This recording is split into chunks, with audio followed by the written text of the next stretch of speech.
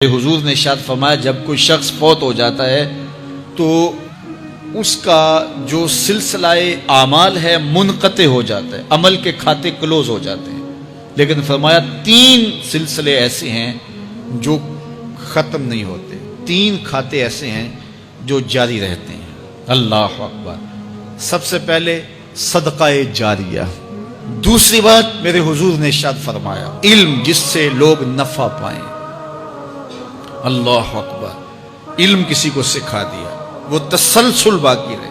ہمارے استاد قبروں میں چلے گئے، لیکن آج ہزاروں طلباء کو اور لاکھوں عوام کو ان کے دیے ہوئے جو سبق تھے جو انہوں نے ہمیں پڑھایا آج ہم لوگوں کو بتا رہے ہیں، تو ان کی روح کو اس کی برکت پہنچ رہی ہے۔ پھر یہ ان کے استاد، پھر ان کے استاد۔ تو علم نافع یہ کبھی بھی کھاتے کلوز نہیں ہوتے۔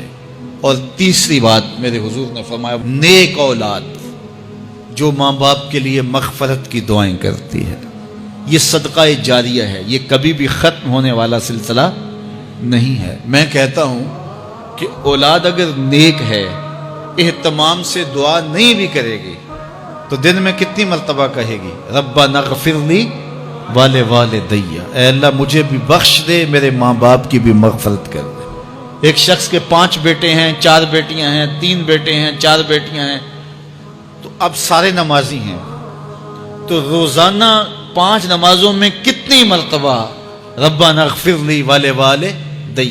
تو اولاد والدین کے لیے اسپیشل دعا کرتی ہے جو ہے وہ نماز کے اندر، اور اگر اولاد صالح نہیں ہے تو نماز کے اندر دعا کرنا تو دور کی بات ہے، چونکہ وہ نماز نہیں پڑھتی، صالح نہیں ہے، تو دعا کیا کرنی ہے۔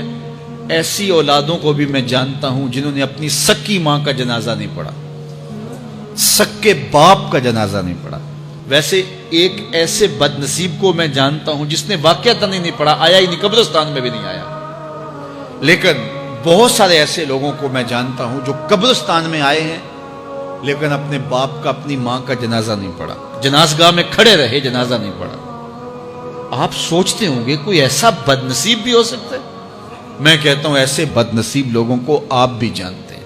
یہ کون بد نصیب ہیں؟ جنہیں جنازہ آتا نہیں، ساری زندگی لوگوں کے جنازوں میں رسماً کھڑے ہو کے آ جاتے ہیں۔ جنازہ آتا ہو تو کچھ پڑھے، جاتے ہیں ہر جنازے میں ہیں لیکن نماز جنازہ ہی نہیں آتی، تو کھڑے ہو کے لوگوں کو دیکھ کر کے سلام پھیر دیا، لوگوں کو دیکھ کر کے ہاتھ چھوڑ دیے، اور جو ہے وہ جنازہ پڑھنے گئے تھے۔ اور جب اپنے ماں باپ فوت ہو جاتے ہیں تو کیا سارے کام چھوڑ کے جنازہ سیکھتے ہیں کہ ساری زندگی لوگوں سے فراڈ کیا، دھوکہ کیا، آج اپنی سکی ماں کو دھوکہ تو نہ دوں، آج اپنے سکے باپ سے تو فراڈ نہ کروں۔ ساری زندگی جو لوگوں سے فراڈ کرتا رہا، پھر ایک دن اپنی سکی ماں سے بھی فراڈ کیا، اپنے سکے باپ سے بھی فراڈ کیا۔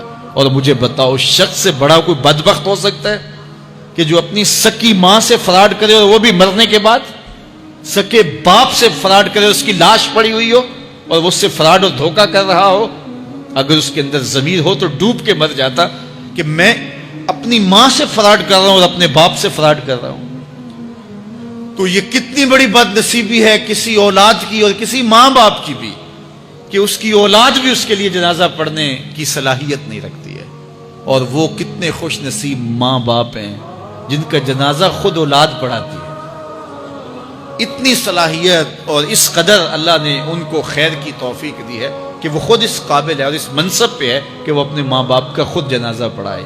کوئی جنازہ پڑھائے بڑی برکت ہے، لیکن جس خلوص سے بیٹا دعا کر سکتا ہے کوئی اور تو نہیں کر سکتا ہے۔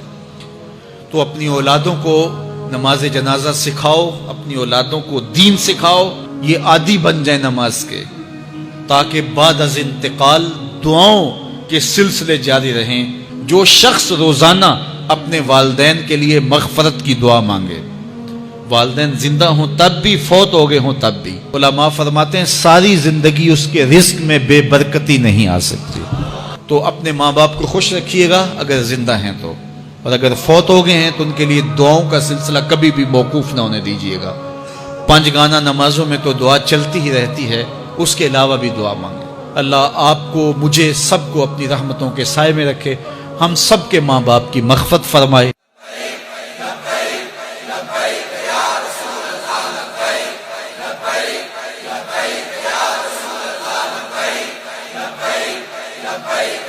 رسول اللہ لبیک